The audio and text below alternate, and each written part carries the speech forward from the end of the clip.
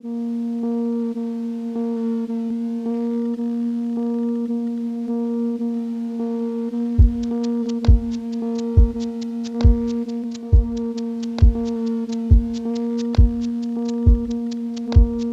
devant les constatations que nous venons de faire sur le changement finalement de la présentation de la maladie au moment où nous avons à la prendre en charge, et vous allez voir les changements également de démographie médicale, qu'elle soit grenobloise ou qu'elle soit relativement nationale, on s'est demandé, nous, chirurgiens thoraciques, ce qu'on pouvait faire pour essayer d'amener un petit peu notre pierre à cet édifice. Et on est parti de ces trois constats, de l'utilité maintenant prouvée du scanner de dépistage, de l'accroissement également des découvertes fortuites, puisque les radiologues pourront tout à fait nous le dire tout à l'heure, et les généralistes qui sont dans la salle également, ont fait de nos jours des scanners beaucoup plus facilement qu'à une époque, et forcément sur ces scanners, ceux-ci étant de plus en plus performants par ailleurs, on trouve des choses qu'on ne s'attendait pas forcément à trouver.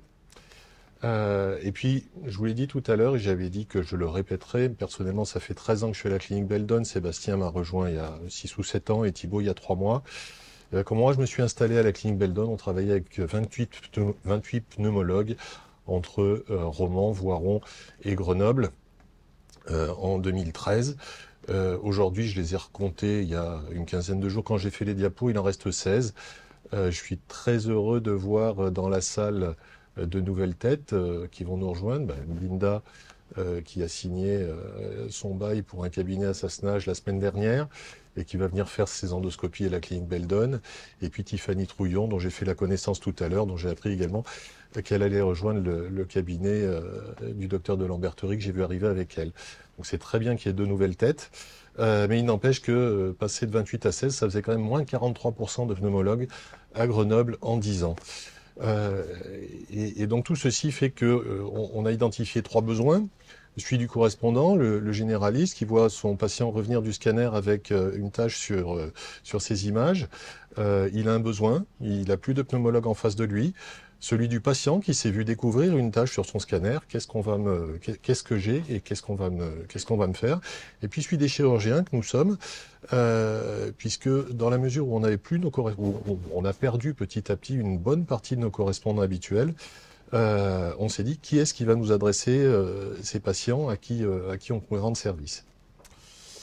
Et on en a tiré l'idée de monter l'Institut alpin du thorax qui va réunir tous ces gens-là, et d'autres s'ils le souhaitent, les trois chirurgiens thoraciques bien entendu, mais nous on n'est que, je dirais, le tout petit sommet de la pyramide, et on a tout de même tout à fait conscience que le sommet de la pyramide, c'est le premier qui prend le soleil, mais n'empêche que sans la base de la pyramide, on ne fait pas grand-chose. Donc on a besoin de tous ces gens-là. Alors j'avais mis une pneumologue endo et surtout écho-endoscopiste. Je pensais à Linda, mais si Tiffany Trouillon, je crois aussi, est écho-endoscopiste, eh ben, ce sera encore mieux. L'écho-endoscopie, ça va nous permettre de bilanter mieux nos patients en faisant des biopsies des ganglions du médiastin, sans forcément avoir à leur ouvrir le cou et à descendre un médiastinoscope dedans. Marie-Christine qui est présente ici, qui est l'infirmière de coordination de cancérologie de la clinique Beldon, qui va avoir peut-être et probablement même de nouvelles attributions avec nous, on verra sur la radio suivante. Nos radiologues, quand je suis arrivé à la clinique, ils étaient 3, peut-être 4, ils étaient tous extrêmement fatigués et il y en avait 2 qui faisaient des ponctions. J'ai vu que l'équipe n'a cessé de s'étoffer depuis. Il y en a toujours que 2 qui font des ponctions, mais c'est déjà pas si mal. Et donc on a la ponction relativement facilement à la clinique Beldon par rapport à d'autres endroits où c'est quand même beaucoup moins simple. Les cardiologues de l'USIC nous font l'amitié de nous dépanner pour voir nos patients très rapidement en préopératoire, et ça c'est un point très très positif, puisque vous connaissez tous les délais pour avoir une consultation cardiologique. Et ben quand vraiment le délai avec le cardiologue du patient, à qui on veut absolument pas détourner son patient, hein, mais quand ces délais sont trop longs, eh ben, nos camarades cardiologues nous font l'amitié de nous dépanner juste une fois pour nous confirmer que le patient est bien opérable ou qu'il faut embrayer sur un bilan plus invasif du type coronarographie. Nos anesthésistes avec qui on travaille main dans la main tous les jours et qui gèrent le service de surveillance continue et la réanimation lourde, puisqu'on a la chance dans cette clinique d'avoir une réanimation lourde, ce qui nous permet de faire tous les types possibles et imaginables de chirurgie thoracique. Les kinésithérapeutes, avec en particulier une depuis de nombreuses années, mais pareil, le mouvement est enclenché et ça va s'étoffer. En tout cas, Cécile Billat a été le gros maillon fort de la kinésithérapie, en tout cas en chirurgie thoracique à la clinique Beldon, et je la remercie pour ça. Notre tabacologue Isabelle, notre psychologue, et puis l'accès facile au PET scan, puisqu'on ne peut pas le faire à la clinique Beldon, on ne l'a pas et on ne l'aura jamais, mais on a un accès très facile par Syntep ou par le CHU pour avoir ce type d'examen. Et puis, nos amis du cabinet CIPAT nous rendent des comptes rendus d'anatomopathologie extrêmement rapides. Une ponction transpariétale, on a facilement le résultat en une semaine, au grand maximum 10 jours, ce qui est quelque chose d'assez exceptionnel. Et puis, on travaille main dans la main avec l'équipe d'oncopneumologie du CHU qui traite nos patients quand ils ont besoin d'une chimiothérapie, qu'elle soit néo-adjuvante, c'est-à-dire avant la chirurgie, ou adjuvante, c'est-à-dire après la chirurgie. Et donc, si vous voulez, l'Institut alpin du thorax, ce sera la boîte dans laquelle on va mettre tout ce monde-là. Et l'hôpital de jour de l'Institut alpin du thorax. Alors, l'Institut alpin du thorax, il existe. J'ai reçu cet après-midi même les statuts validés par la préfecture. Donc, c'est une association de loi 1901 qui existe depuis aujourd'hui officiellement. Et par contre, l'hôpital de jour de l'Institut alpin du thorax, ça, c'est quelque chose qui est en train de se monter. On se propose de le monter si on voit que cette espèce de mouvement de dépistage et de prise en charge par nos soins de ces patients est efficace, et ben on ira plus loin jusqu'à l'hôpital de jour, où sur une même journée seront coordonnables tout ce que vous voyez sur la diapo, c'est-à-dire en premier une consultation avec Marie-Christine, potentiellement une consultation en anesthésie s'il y a un geste qui soit endoscopique, écho-endoscopique ou chirurgical prévu rapidement, les cardiologues puisqu'ils sont sur place, de l'imagerie s'il en a besoin, une écho-endoscopie si on a pu prévoir ça avant, une consultation avec les kinésithérapeutes puisque nous faisons de toute façon systématiquement préparer nos patients avant une chirurgie thoracique. Et je pense que faire un premier point avec là où le kinésithérapeute de la clinique pour définir les besoins du patient avant, ça ne peut être que bénéfique au kinésithérapeute libéral qui le prendra en charge en préopératoire, notre tabacologue, tout à fait, et pourquoi pas la psychologue, même si dans notre population, c'est pas tout à fait pareil que l'Institut alpin du sein, où le côté psychologique est quand même beaucoup plus important que dans notre prise en charge, même si pas plus tard que la semaine dernière, j'ai vu un patient qui était en très grande détresse et qui avait besoin de ce genre de prise en charge. Et en fin de journée, un des 3 chirurgiens fait la consultation de synthèse avec le résultat de ces différents examens. Donc ça peut être mis en route assez rapidement, puisque tout le monde, a priori, tous ceux qui sont sur la diapo sont d'accord pour que ce soit mis en route.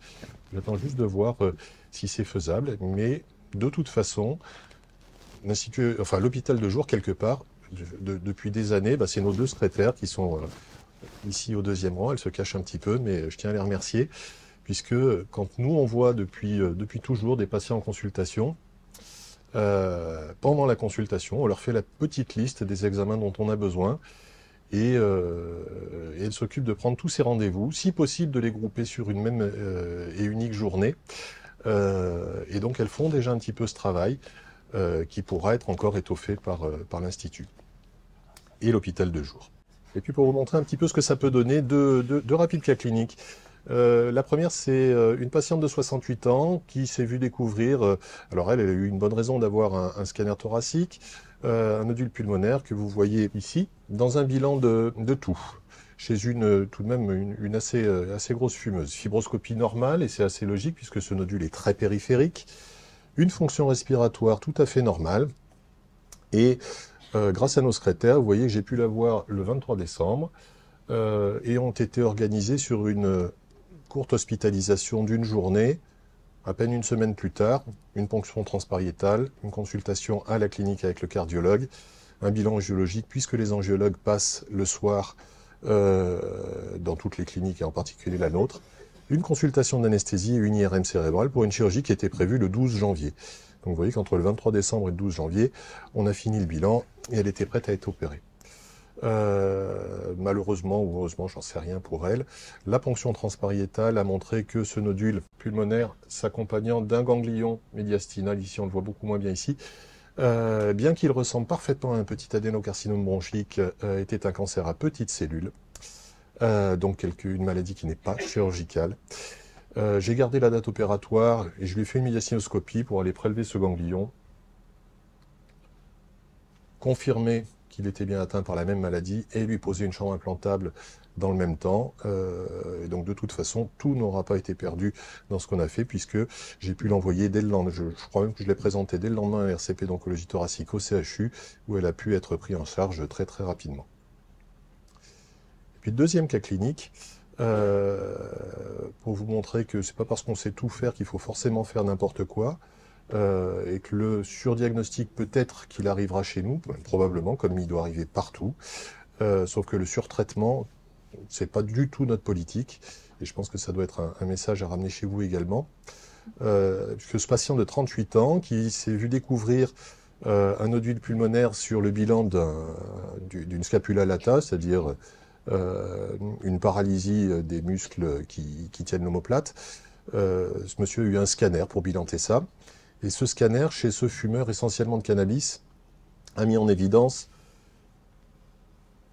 ces images de la base pulmonaire gauche, avec une fibroscopie normale, image hyper fixante en PET scan, mais avec un PET scan qui était fait moins d'un mois après le scanner. Donc on ne peut pas vraiment dire qu'il y a eu un délai suffisamment important entre les deux types d'images pour avoir une idée d'évolutivité. Une fonction respiratoire normale. Ce monsieur, je le vois le 14 novembre. Et là, j'ai fait ce qui était recommandé par les organigrammes que nous a montré Thibaut tout à l'heure. C'est-à-dire, j'ai dit, il ne faut surtout rien faire pour l'instant. On fait une antibiothérapie d'épreuve. Et on vous revoit dans 3 mois, enfin, à 3 mois du premier scanner. Je l'ai donc revu le 23 janvier. Ici, c'est une veine pulmonaire. Les images s'étaient complètement nettoyées. Les nodules avaient disparu et j'ai pu le rassurer sur le fait qu'il n'avait pas de cancer, qu'on pouvait tout à fait arrêter sa surveillance et comme je le disais tout à l'heure d'ailleurs, avec la peur qui s'était fait, il avait arrêté de fumer entre-temps. Donc je pense que même le surdiagnostic quelque part n'est pas une perte pour ce genre de patient. En pratique, alors là je m'adresse surtout aux correspondants, si vous souhaitez nous adresser des patients, puisque je crois que vous l'aurez compris, comme il n'y a plus assez de pneumologues, on va assurer ce service nous-mêmes, hein, les chirurgiens, parce que autant à 2, c'était totalement impossible, autant maintenant qu'on est 3, on peut tout à fait s'en charger. Vous pouvez tout simplement nous faire un petit mail avec les coordonnées de votre patient, nom, prénom, date de naissance, surtout un numéro de téléphone où on peut le joindre, un petit rappel de son histoire clinique, éventuellement quelques photos triées de son scanner, et vous envoyez ça à contact@institutalpinduthorax.fr. L'adresse mail, elle est d'ores et déjà active. Ça arrivera chez nos secrétaires, et nous, on se charge de les convoquer en consultation, de les voir, de les rassurer, ne pas les rassurer, organiser toute la suite. Et puis, si vous ne voulez pas passer par le mail, vous pouvez toujours appeler notre secrétariat, ça tombera chez les deux mêmes excellents secrétaires dont je vous ai fait mention tout à l'heure.